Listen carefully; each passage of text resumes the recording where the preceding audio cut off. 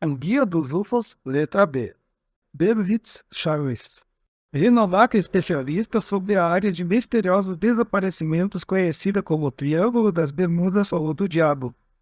Conduziu pesquisas extensivas sobre os desaparecimentos e escreveu inúmeros livros sobre o assunto, principalmente O Triângulo das Bermudas, The Bermuda Triangle, e Sem Deixar Traços, Without a Trace. No livro Mysteries from Forgotten Worlds, Berlitz, com efeito, desafia a antiga hipótese do astronauta de que muitas das realizações do homem no passado foram devido à interferência de extraterrestres. Em vez disso, sugere que, no passado, havia supercivilizações na Terra, destruídas por desastres e guerra nuclear, e que há alusões a essas civilizações, incluindo a Atlântida, nos vários mitos e lendas do mundo. Bíblia. A coleção de escritos sagrados das religiões judaica e cristã. Os cristãos dividem a Bíblia em duas partes, o Velho e o Novo Testamento. O ensino religioso sustenta que os livros foram inspirados por Deus. Alguns nebecistas utilizaram várias partes da Bíblia para apoiar seu argumento que astronautas CEDOPs aterrissaram na Terra em passado remoto e influenciaram os acontecimentos registrados na Bíblia. Entretanto, nenhum dos nebecistas que utilizam a Bíblia como fonte produziu uma explicação cedopiana para a Bíblia inteira. Antes, cada nebecista que se apoia na Bíblia concentra-se apenas em algumas seções dela. Os teólogos assinalam que a Bíblia constitui uma obra completa, total, apresentando uma mensagem especial da relação e da revelação de Deus com os homens e da relação do homem com Deus. A partir daí, uma revisão crítica da Bíblia deveria focalizar o seu significado central, a história da transgressão pelo homem da lei de Deus e da salvação oferecida ao homem por Deus. Esta mensagem ocorre por todo o relato bíblico. Os nebecistas têm sido severamente criticados por estudiosos da Bíblia que os acusam de escolher partes da Bíblia, de interpretá-la mal, separando-as de seu contexto e usando-as como provas de visitas extraterrestres à Terra no passado. Os exegetas enfatizam o fato de que nenhum nebecista que usa a Bíblia como fonte focalizou-a ainda como uma obra completa total. Os exegetas bíblicos também assinalam que alguns nebecistas até criaram seus próprios fatos bíblicos e então citam esses fatos como se eles tivessem sido realmente encontrados na Bíblia. Ver Arca da Aliança, Éden, Elohim, Enoque, Ezequiel, Nebecismo e Yahvé. Biogênese. A doutrina biológica de que organismos vivos vêm de outros organismos vivos. A prova desta teoria é empírica. Mas sua franqueza ou vulnerabilidade surge apenas num ponto. Não pode explicar a gênese da vida, isto é, a criação dos primeiros organismos vivos, da matéria ou de moléculas pré-biológicas. Ver evolução, vida, semeadura. Biologia. O ramo da ciência que estuda a vida e os organismos em todas as suas formas. Está dividida em dois ramos, botânica e zoologia. Atualmente, a biologia está limitada somente ao estudo dos organismos vivos da Terra. Esta limitação impediu a formulação de leis mais universais de biologia. Alguns biólogos acreditam que as leis da biologia são tão universais como as leis da física ou da química. Acreditam que a vida surge naturalmente a um certo estágio da molécula. A partir daí, acreditam alguns biólogos, ou pelo menos estão prontos a admitir, surge a possibilidade de que a vida exista fora da Terra. Suas esperanças são aumentadas pela descoberta de grandes quantidades de moléculas pré-orgânicas no espaço. Tudo o que seria preciso seria algum estímulo adequado para dar às moléculas a fagulha da vida. A exobiologia, um novo ramo da biologia, está explorando a questão da vida extraterrestre. Ver hipótese da universalidade, botânica, exobiologia, vida, zoologia. Bioluminescência. Um dos mais incomuns e raros fenômenos biológicos na produção de luz por organismos vivos. Essa produção de luz é chamada bioluminescência. A ciência ainda não compreende o processo envolvido. O vagalume é talvez o exemplo mais amplamente conhecido de um organismo vivo capaz de luminescência. O aspecto mais fascinante deste processo é que toda a energia é utilizada na produção de luz. Nenhum subproduto do calor ou do desperdício é produzido. Se a ciência pudesse aprender a converter toda a energia em luz sem simultaneamente produzir calor, um passo importante seria dado na utilização e conservação da energia. Atualmente, a ciência pode minimizar a produção de calor como nas lâmpadas luminescentes, mas não pode eliminá-lo inteiramente. A bioluminescência também sugeriu uma possível explicação para alguns UFOs. Talvez haja alguns animais aéreos até agora não identificados que são bioluminescentes e que são confundidos com UFOs. Há, por exemplo, uma espécie de peixe de águas profundas chamado diabo marinho, que é equipado com uma fonte de luz embutida para ajudá-lo a sobreviver nas profundezas escuras e inóspitas dos mares profundos. Um dos casos mais incomuns de bioluminescência refere-se às chamadas rodas de fogo. Este fenômeno tem sido observado mais frequentemente nas águas tropicais do Oceano Índico, Golfo Pérsico e mares do sul da China. O fenômeno consiste em luzes giratórias que se esticam de forma semelhante aos raios de uma roda. Os raios têm uma origem definida e o ponto de origem foi visto movendo-se. Mais ainda, os raios de luz não se ampliam como faz a luz de uma lanterna, mas esticam-se em faixas igualmente paralelas. As luzes podem ser o resultado de Noctiluca miliaris, um animal marinho unicelular encontrado no mundo inteiro, mas mais abundante em águas tropicais. Essas criaturas se acendem quando estimuladas. Embora esses animais possam ser a causa da luz, não proporcionam autoestimulação. Uma teoria é que um engenho submarino, talvez um UFO, ou mais adequadamente um USO, irradia ondas de radar ou sonar que estimulam essas criaturas. As rodas de luz têm sido relatadas por numerosos navios que passam pelas águas acima mencionadas. A experiência é sinistra e, compreensivelmente, ninguém ainda desceu sob as águas para investigar. Em diversas ocasiões, rodas de fogo passaram bem embaixo dos navios. Em outros casos, foram vistas originando-se no horizonte e então se aproximando. Essas estranhas rodas de luz constituem um dos argumentos a favor da existência dos UFOs, especialmente dos UFOs mergulhadores. Ver. USO.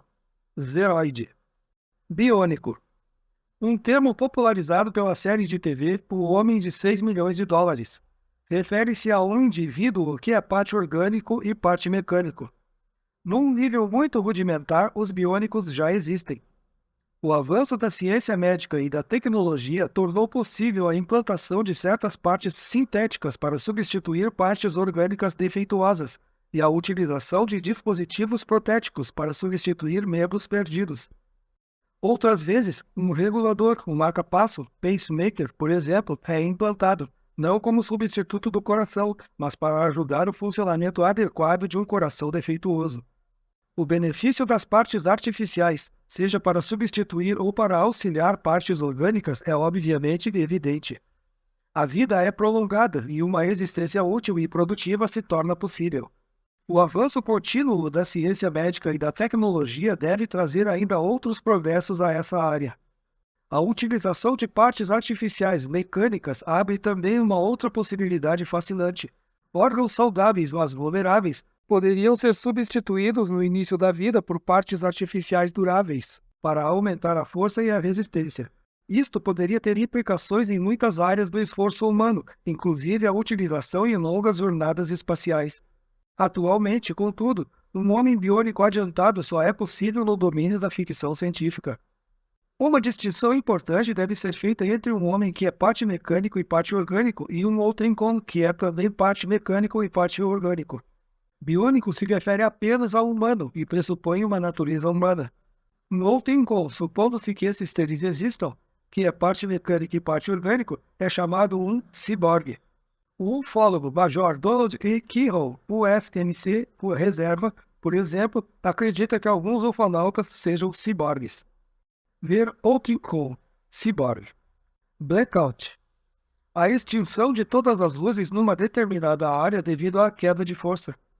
Durante a guerra, os blackouts eram provocados deliberadamente como medidas de precaução sob ordens de um governo ou autoridade militar.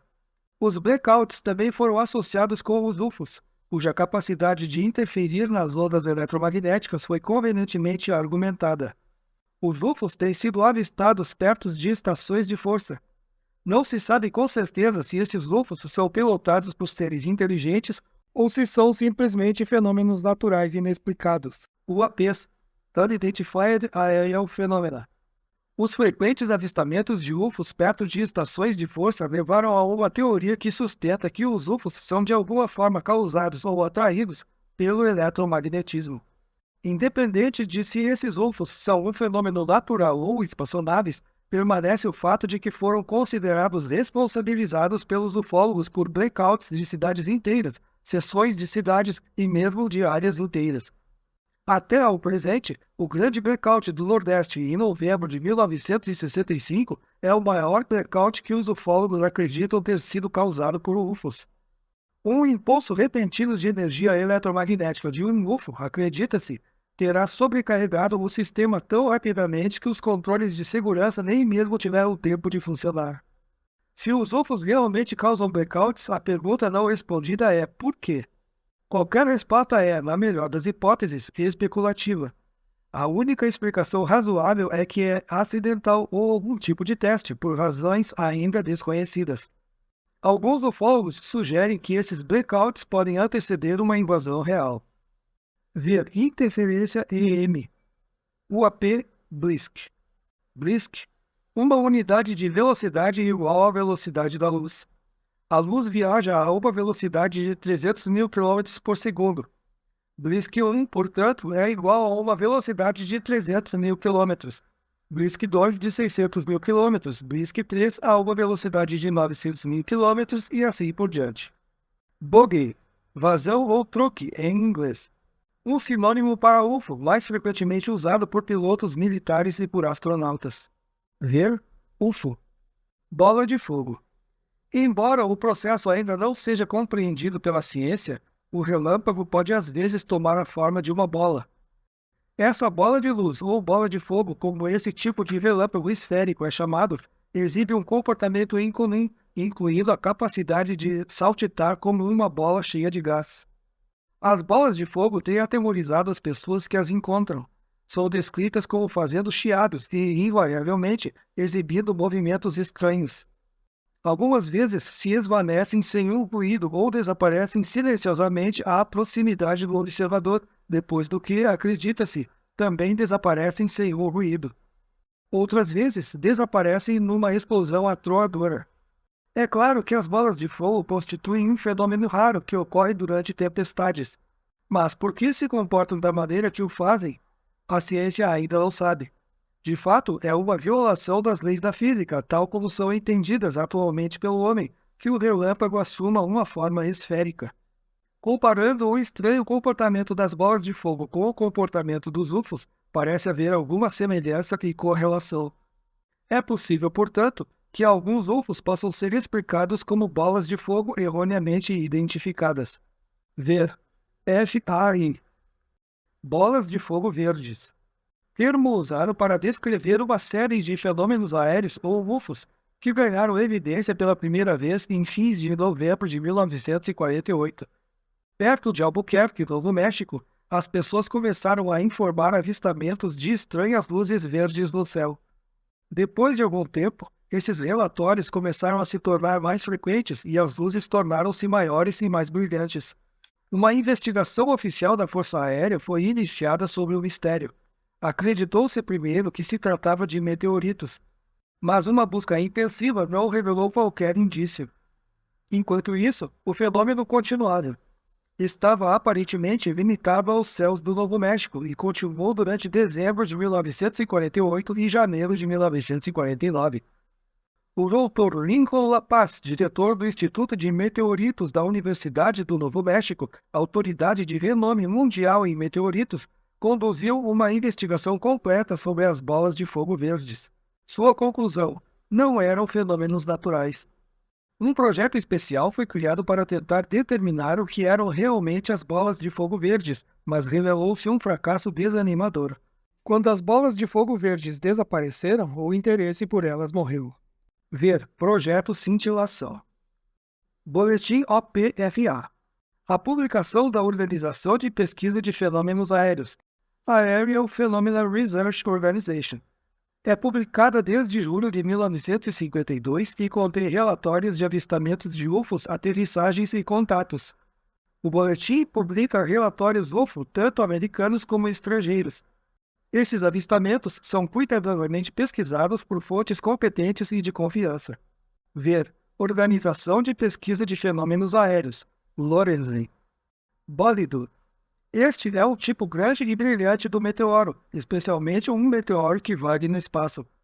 É possível que alguns desses bólidos tenham sido confundidos com UFOs. Botânica.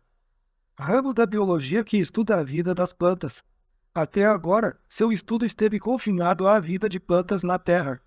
A possibilidade de existir vida vegetal em outros planetas do universo é bastante intrigante e seria de imenso interesse para a botânica. Um ramo especializado da botânica, a exobotânica, surgiria então. Ver biologia e exobiologia. Búfalo. Em inglês, buff, significando couro de búfalo. Termo coloquial para designar pessoa que exibe grande interesse e dedicação em qualquer campo, neste caso, no dos UFOs.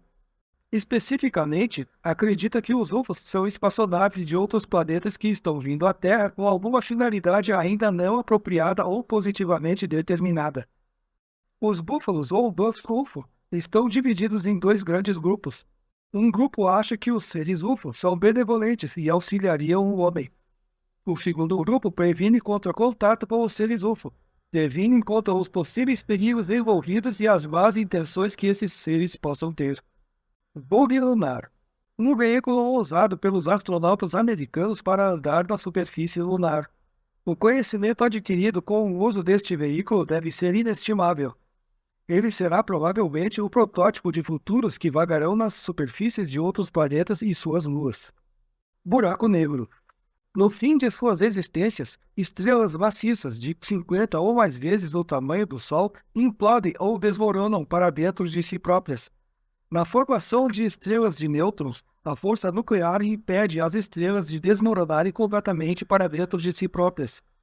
Na formação dos buracos negros, entretanto, não há nada para parar a implosão das estrelas gigantes. Finalmente, sua matéria torna-se tão comprimida e sua gravidade tão forte que nada pode opor-se a seu empuxo, nem mesmo a luz. Como a luz não pode escapar de sua superfície, os buracos negros não podem ser vistos verticalmente. Por esta razão, as estrelas desmoronadas são chamadas buracos negros. O termo buraco negro é, na realidade, incorreto, porque não há buraco presente. Há um objeto sólido. Nenhum buraco negro é necessariamente negro. Ele pode ser branco quente e extremamente brilhante, mas por causa de seu enorme empuxo gravitacional, a luz não pode nunca escapar de sua superfície. Os cientistas acreditam que o buraco negro tem uma superfície extremamente lisa e que, por causa de seu tremendo empuxo gravitacional, não se pode formar ondulações nele. Qualquer coisa que fique presa dentro de seu empuxo gravitacional não pode escapar nunca. Os astrônomos acreditam que há um buraco negro chamado Cygnus X-Cul, cerca de 8.000 anos-luz da Terra, próximo à estrela conhecida como HDE 226868, com a qual ele orbita e da qual aspira nuvens de gás. Como os buracos negros são uma descoberta recente, há pouca informação científica disponível sobre eles. Contudo, tem havido muita especulação. Uma teoria científica especulativa declara que os buracos negros podem ser portas espaciais, isto é, desvios entre diferentes partes do universo e possivelmente entre diferentes épocas de tempo. Carl Sagan, astrofísico da Universidade Cornell, discute essa possibilidade em seu livro Cosmic Connection, Conexão Cósmica. Esta hipótese é baseada na teoria de que, como nada pode escapar dele, um buraco negro parece ser um micro-universo dentro do universo. Se verificar que esta hipótese é verdadeira, então os buracos negros podem realmente ser usados para viagens interestelares. Esta possibilidade, portanto, também se relaciona com a questão dos UFOs. Se eles se originam de distantes locais do universo, então como, considerando que o buraco negro mais próximo está a diversos milhares de anos-luz da Terra, foram capazes de viajar à Terra, mesmo que emergissem de signos X ou... Isso ainda é uma distância muito grande para um UFO viajar, a menos que tenham resolvido o problema da propulsão convencional. Além disso, é geralmente reconhecido que um buraco negro é um objeto sólido, ocupando um lugar específico no espaço e existindo num tempo definido. Como tal, é separado de todos os outros corpos espaciais. Em vista disso, é difícil ver como os buracos negros poderiam estar relacionados com outras partes do universo. Também é difícil crer que qualquer espaçonave pudesse opor-se e escapar do enorme empuxo gravitacional de um buraco negro. Mesmo a luz, viajando à velocidade de 300 mil quilômetros por segundo, não pode conseguir isso. Entretanto, não é conhecida informação concreta sobre os buracos negros para proporcionar uma resposta definitiva quanto a se eles poderiam ser usados como portas espaciais. Espera-se que novos estudos proporcionem mais respostas. Ver horizonte de acontecimento absoluto, porta espacial, superespaço.